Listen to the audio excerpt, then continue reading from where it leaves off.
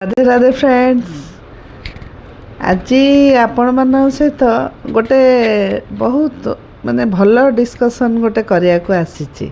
ମୋ ପୁଅଠୁ ବହୁତ ଜିନିଷ ଶୁଣିଲିଣି, ତା ସାଙ୍ଗମାନଙ୍କ ସହିତ ଯାହା ସେୟାର କରିଛି, ବହୁତ ଗାର୍ଡ଼ିଆନଙ୍କଠୁ ବି ଶୁଣିଲିଣି। ରିସେଣ୍ଟ ଏବେ ଆମର ରେଜଲ୍ଟ ବାହାରିଛି, ଆପଣମାନେ ତ ଜାଣିଥିବେ।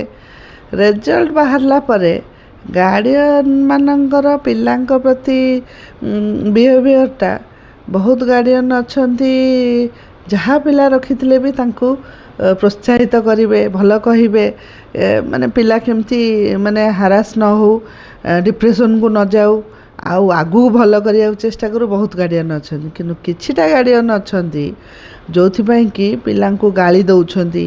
କମ୍ ମାର୍କ କାହିଁ ରହିଲା, କମ୍ ମାର୍କର ଜାଣୁଛନ୍ତି 75% 70% ପିଲା ଯେଉଁ ଭଳିଆ ଗାର୍ଡ଼ିଆନ କହୁଛନ୍ତି, 97 98 ପିଲାଙ୍କୁ ବି ସେଇଭଳିଆ କହୁଛନ୍ତି। ଆଶ୍ଚର୍ଯ୍ୟ ହେବେ ଆପଣମାନେ ଶୁଣିଲେ। 97% ରଖିଥିବା ପିଲାଙ୍କ ଗାର୍ଡ଼ିଆନ ବି ଦୁଃଖୀ ଯେ ତୁ କାହିଁ 99 କଲୁନି, ସେ ପିଲା ରଖିଦେଲା, ତୁ କାହିଁ କଲୁନି। କେତେ ଆଶ୍ଚର୍ଯ୍ୟର କଥା। ମୁଁ ବହୁତ ଆଶ୍ଚର୍ଯ୍ୟ ହେଉଛି। ଏ ରେଜଲ୍ଟ ସମୟରେ ଆଗେ ଥିଲା ସମୟ, ପିଲାମାନଙ୍କୁ ବାଡ଼େଇ ଦେଉଥିଲେ, ଗାଳି ଦେଇ ଦେଉଥିଲେ, ପିଲା ଆହୁରି ଭଲ କରିବାକୁ ଚେଷ୍ଟା କରୁଥିଲେ। ବର୍ତ୍ତମାନର ସୋସାଇଟିକି ଦେଖିକି, ପିଲାଙ୍କର ସହନଶୀଳତାକୁ ଦେଖିକି ଆମକୁ ହ୍ୟାଣ୍ଡେଲ୍ କରିବାର ଅଛି। ପିଲା କେତିକି କ'ଣ ହ୍ୟାଣ୍ଡେଲ୍ କରିପାରିବେ, ଆମେ ଆମ ଜାଗାଟାକୁ ଠିକ୍ ରଖିକି ପିଲାକୁ କେମିତି ବୁଝେଇ ପାରିବା। ପିଲା ବାହାରେ ଗଣ୍ଡଗୋଳଟେ ହେଲେ, କଳି ଝଗଡ଼ାଟେ ହେଲେ ଦୌଡ଼ିକି କେଉଁଠିକି ଆସୁଛି, ଘରକୁ ଆସୁଛି ହାରି। କାହିଁକି? ସେ କ'ଣ ସାହି ପଡ଼ିଶାଙ୍କ ଘରକୁ ଯିବ, ଆଉ କାହାକୁ କହିବ? ଦୋକାନୀ କି କେଉଁଠି ରାସ୍ତାରେ ଯିଏ ଯାଉଥିବେ କହୁଛନ୍ତି ନା, ଦୌଡ଼ିକି ଘରକୁ ଆସିବେ, ନହେଲେ ଘରକୁ ଫୋନ୍ କରିବେ, ଏହା ହେଉଛି ଏଠି ଗଣ୍ଡଗୋଳ ହେଲା କି ମୋତେ ଏହା କହିଲା। କ'ଣ ପାଇଁ? ଗାର୍ଡ଼ିଆନ ମାନେ ଦୌଡ଼ିକି ଯିବେ କି ମୋ ପୁଅକୁ କାହିଁ କହିଲ, କି ମୋ ଝିଅକୁ କାହିଁ କହିଲ, କି କ'ଣ ହେଲା ଅସୁବିଧା, ଆମେ ଅଛୁ। ଗାର୍ଡ଼ିଆନ ମାନଙ୍କର ସପୋର୍ଟ ପାଇଁକି ସେମାନେ ଘରକୁ ଦୌଡ଼ି ଆସିବେ, ଘରକୁ ଫୋନ୍ କରିବେ। ଆଉ ଯଦି ରେଜଲ୍ଟ ବାହାରିଲା ପରେ ସେଇ ଗାର୍ଡ଼ିଆନ ଗାଳି ଦେବେ, ସେମାନେ ଯିବେ କୁଆଡ଼େ? ଟିକେ ଚିନ୍ତା କେବେ କରିଛନ୍ତି? ପିଲାଙ୍କୁ କହିବା ଦ୍ୱାରା ପିଲାଙ୍କର ମନରେ କ'ଣ କ'ଣ ଚାଲିଥିବ ଜାଣିଛନ୍ତି? ପିଲା ନିଜକୁ କ୍ୱେଶ୍ଚିନ୍ କରୁଥିବ, ନିଜକୁ ଉତ୍ତର ଦେଉଥିବ। କାରଣ ମୁଁ ଯେତିକି ମୋ ପୁଅଠୁ ଫିଲ୍ କରିଛି, ମୁଁ ସେଇ ହିସାବରେ କହୁଛି। ପିଲା ବହୁତ ଏଇ ଟାଇପ୍ର ଅଛନ୍ତି। କାହିଁକିନା ସେମାନେ ଭାବୁଥିବେ ବାବା ମାଆଙ୍କୁ କହିଲେ ଏଇଟା ଗୋଟେ ଯିବ ଜବାବ ଦେବାରେ, କହି ତ ପାରିବୁନି, ମନରେ ଦୁଃଖ ଆସୁଥିବ, ରାଗ ଆସୁଥିବ। ବହୁତ ପିଲା ରାଗି ବି ଅଛନ୍ତି, ରାଗ ବି ଆସୁଥିବ, କିନ୍ତୁ କହିପାରୁନଥିବେ, ଭିତରେ ଚାଲିଥିବ। ସେମାନେ ଯେତେବେଳେ ବାହାରେ ଗୋଟେ କେଉଁ ଗାର୍ଡ଼ିଆନକୁ ଭଲ ଦେଖିବେ, ତାଙ୍କ ପୁଅ ସାଙ୍ଗେ ତାଙ୍କ ଝିଅ ସାଙ୍ଗେ ଭଲ ବ୍ୟବହାର, ସିଏ କମ୍ପେୟାର କରିବେ ଆପଣମାନଙ୍କ ସାଙ୍ଗରେ ଯେଉଁ ଗାର୍ଡ଼ିଆନ କି ଗାଳି ଦେଉଥିବେ। ସେଠୁ ତାଙ୍କ ମନରେ କ'ଣ ଆସିବ? ଆପଣମାନଙ୍କୁ ସେ ଫ୍ରେଣ୍ଡ ଭାବିବେ ନା ଭିଲିଆନ୍ ଭାବିବେ? କୁହନ୍ତୁ, ଦିଅନ୍ତୁ, ସଜେସନ୍ ଦେବେ, ବୁଝେଇବେ, ସେଇ ଜିନିଷ ଫ୍ରେଣ୍ଡ ହେଇକି ବୁଝେଇବେ।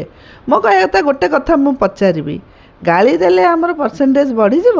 କହୁନାହାନ୍ତି, ନିଜେ କୁହନ୍ତୁ। ଯଦି ଗାଳି ଦେଲେ ପରସେଣ୍ଟେଜ୍ ବଢ଼ିଯାଉଥାନ୍ତା, ମାର୍କ ବଢ଼ିଯାଉଥାନ୍ତା, ତାହେଲେ ସମସ୍ତେ ଗାଳି ଦେବା। ଛୁଆଙ୍କୁ ଗାଳି ଦେଲେ ଆମର ବଢ଼ିଯିବ ମାର୍କ, ପିଲା ବି ଜାଣିବେ ଆମକୁ ଗାଳି ହେଲେ ବଢ଼ିଯିବ। ନା, 1% ବଢ଼ିବନି, ଓଲଟା ପ୍ରେସର୍ ପଡ଼ିବ ପିଲାଙ୍କ ଉପରେ।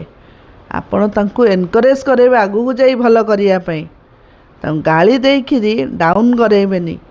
ବହୁତ ପିଲା ଡାଉନ୍ ହେଇଯାଉଛନ୍ତି। ଏ ଜିନିଷଟା ମୁଁ କାହିଁ ଠିକ୍ ଭାବିଲିନି। ବହୁତ ଗାର୍ଡ଼ିଆନଙ୍କଠୁ ଶୁଣିଲି ମାର୍କ କମିଛି ବୋଲି ଗାଳି ଦେଉଛନ୍ତି। ପିଲା ବି କେତେଜଣ ଗପିଲେଣି, ମୋର କମିଛି ବୋଲି ମୋତେ ଏହା କହିଲେ, ସେୟା କହିଲେ। ନା ନା ନା ନା ନା, ବହୁତ ଭୁଲ ଏ ଜିନିଷଟା।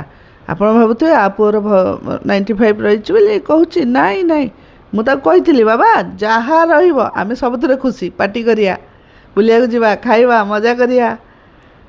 ଜମା ଭାବିବୁନି ମୋର କମିଗଲେ କି ମାମା ବାବା ଏହା କହିବେ କି ସେୟା କହିବେ। ଆରମ୍ଭରୁ ତାକୁ କହିଥିଲି। ତା ଦେହ ଟିକେ ଭଲ ନଥିଲା, ପଢ଼ିବାଟା ତାର ଟିକେ କମିଯାଇଥିଲା। ମୁଁ ଭାବିନଥିଲି ଏତିକି। ତା ପାରିଶ୍ରମିକ ଭଗବାନ ତାକୁ ଦେଲେ, ସେଇଟା ଠିକ୍ ଅଛି। ତା ଦେହ ପାଇଁକି ମୁଁ ଭାବିନଥିଲି। ସିଏ କିନ୍ତୁ ଡରୁଥିଲା ଯେ, ମନ ଦୁଃଖ କରୁଥିଲା, ବାବା ମାମା ମନ ଦୁଃଖ କରିବେ କି କ'ଣ। ମୁଁ ତାକୁ କହିଥିଲି, ବାବା ଯାହା ରହିବ ଆମେ ସବୁଥିରେ ଖୁସି। ଏବେ ବି ରେଜଲ୍ଟ ବାହାରିଲା ପରେ ମୁଁ ତାକୁ କହୁଛି, ସେ ଯେତେବେଳେ ସାଙ୍ଗମାନଙ୍କ କଥା କି କେଉଁ ଗାର୍ଡ଼ିଆନଙ୍କ କଥା କହୁଛି, ଗାଳି ଦେଉଛନ୍ତି ମାମା, ମୁଁ ଗୋଟେ କଥା କହୁଛି, ବାବା ତୁ ଯାହା ରଖିଥାନ୍ତୁ ଆମେ ଏଇ ଖୁସି ସେତେବେଳେ ବି ହେଇଥାନ୍ତୁ। ଏବେ ସତରେ ଟିକେ ଅଧିକା ଖୁସି ହେଲୁ, କିନ୍ତୁ ଆମେ ତୋତେ ଗାଳି ଦେଇନଥାନ୍ତୁ, ଆଗକୁ ବେଟର୍ କରିବାକୁ କହିପାରିବୁ। ସେଥିଲାଗି ମନେ ରଖନ୍ତୁ, ଛୁଆଙ୍କ ପାଖେ ଭିଲିଆନ୍ ହୁଅନ୍ତୁନି। ବର୍ତ୍ତମାନ ସୋସାଇଟିରେ ପିଲାମାନେ ହ୍ୟାଣ୍ଡେଲ୍ କରିପାରୁନାହାନ୍ତି। ଆଗେ ଆମେ ମାଡ଼ ଗାଳି ଖାଇକିରି ଉଠିକି ପୁଣି ବସିକି ପଢ଼ୁଥିଲେ, ବାବା ମାମାଙ୍କୁ ଉତ୍ତର ଦେଉନଥିଲେ। ନା, ପିଲାଙ୍କ ମନରେ ଘୃଣା ଆଣନ୍ତୁନି ନିଜ ପାଇଁ। ନିଜ ପାଇଁ ଆଣିଲେ ବହୁତ ପଛରେ ପସ୍ତେଇବେ। ପିଲା ଯଦି କରିଛନ୍ତି ପରିଶ୍ରମ, ନା ଯାହା ରଖିଛନ୍ତି ତାଙ୍କୁ ଆପ୍ରିସିଏଟ୍ କରନ୍ତୁ। ବାବା ମୋ ପିଲା କରିଛି, ବହୁତ ପରିଶ୍ରମ କରିଛି। ନା, ଏତେ ମାର୍କ ରଖିଲା ପରେ ଯଦି ଆପଣ ତାକୁ ଗାଳି ଦେବେ, ଭୁଲ କରିବେ। ଭୁଲ କହିଲି କି ଠିକ୍ କହିଲି, ଆପଣମାନେ ମତାମତ ଦିଅନ୍ତୁ। ରାଧେ ରାଧେ।